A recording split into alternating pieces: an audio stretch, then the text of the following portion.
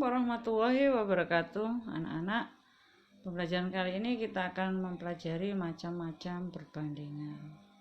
Setelah di pertemuan sebelumnya kita telah mempelajari pengertian perbandingan.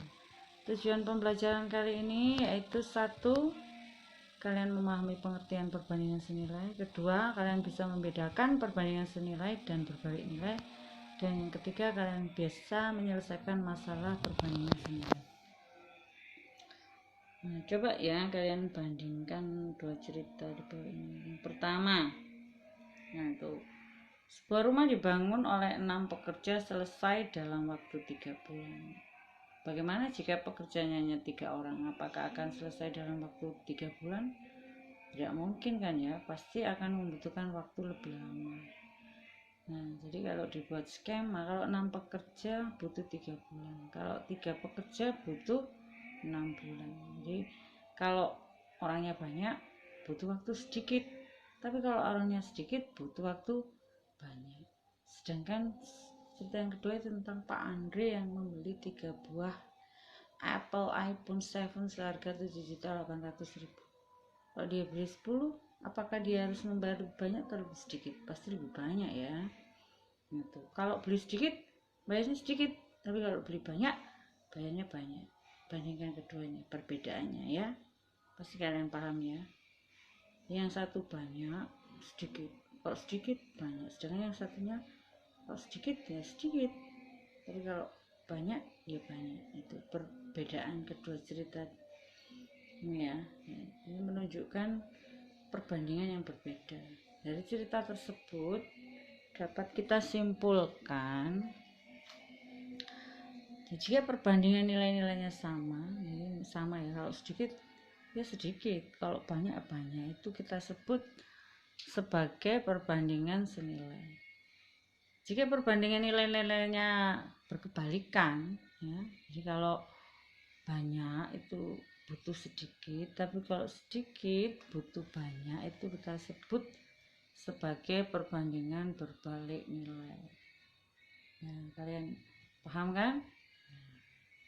Sekarang kita bahas perbandingan senilai. Contohnya, harga satu lusin buku 48.000. Kalau 3 buah buku bagaimana? Nah, cara yang termudah kita buat tabel seperti itu. Jadi banyak buku sama buku. Kalau satu lusin 12, harganya 48. Kalau 3, harganya berapa? Kita umpamakan variabel B. Karena senilai itu caranya dikali silang ya, 12 kali B, sedangkan 3 kali 4 8, seperti itu. PLSW ditemukan bahwa B nya 12.000, jadi harga 3 buah buku adalah 12.000. Selain jual beli seperti itu ya, beli, maka yang termasuk perbandingan senilai itu yang pertama itu adalah skala. Ini termasuk senilai, perbandingan senilai skala. Skala itu biasanya kita temukan di peta ya. Itu membandingkan antara jarak di peta dan jarak sebenarnya. Misalnya ada peta, di situ tertulis skalanya 1:320.000. Apa artinya? Artinya 1 itu untuk jarak di peta, jadi 1 cm jarak di peta itu sama dengan 320.000 cm jarak sesungguhnya. Jadi satuannya cm. Nah, ini contoh soal-soal skala. Contoh yang pertama ini kita mencari skalanya. Pasti diketahui itu jarak sebenarnya dan jarak peta. Caranya seperti itu. Jadi 64 km kita jadikan senti. Kita sederhanakan, dibagi 4 semua, maka kita peroleh perbandingan 1:. Sedangkan contoh soal yang kedua itu mencari jarak sebenarnya. Pasti yang diketahui itu skalanya pasti tahu, dan jarak sebenarnya tahu. Karena jarak sebenarnya 3 meter, kita rubah 300 cm. Maka tinggal kita bagi dengan skalanya, 300 dibagi 300 temu 1 cm. Jadi jarak pada peta 1 cm. Contoh soal yang ketiga adalah mencari jarak sebenarnya. Pasti yang diketahui itu jarak peta dan skala. Ya, ini gampang, tinggal dikali. Jarak peta 16 kita kali skalanya 200.000, maka diperoleh 3.200.000 cm. Kita jadikan kilometer, berarti dibagi 100.000 menjadi 32 km. Selain skala, yang termasuk perbandingan senilai adalah faktor perbesaran dan pengecilan. Faktor perbesaran diperoleh jika ukuran hasil perbesaran dibagi ukuran asli. Kalau pengecilan, ukuran hasil pengecilan dibagi ukuran asli. Jadi kalau faktor skalanya itu ketemu lebih dari 1, itu disebut faktor pembesaran. Tapi kalau faktor skalanya ketemu kurang dari 1, misalnya setengah, seperempat, 0,3, maka disebut pengecilan. Contohnya contoh soal pertama. Jadi ada gelas tinggi 10 cm, kena lampu. Gelas itu membentuk bayangan di layar.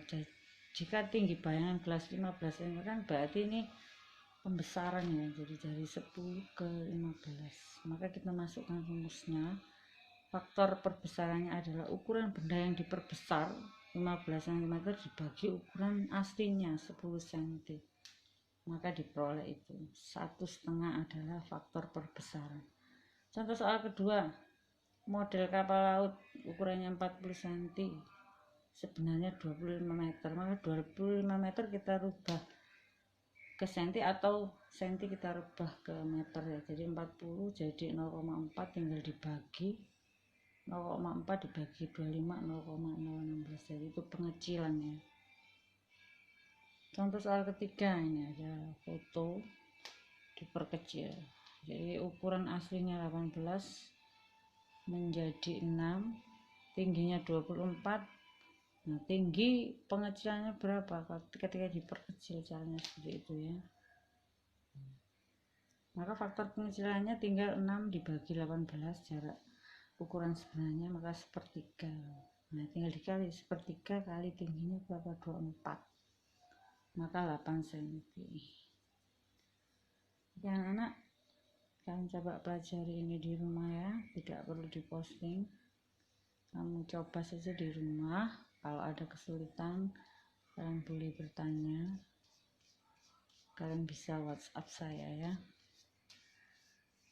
Baik anak-anak, untuk perbandingan berbalik nilai kita akan pelajari di pertemuan selanjutnya. Selamat belajar ya, meski di rumah harus tetap semangat. Saya akhiri pembelajaran. Wassalamualaikum warahmatullahi wabarakatuh.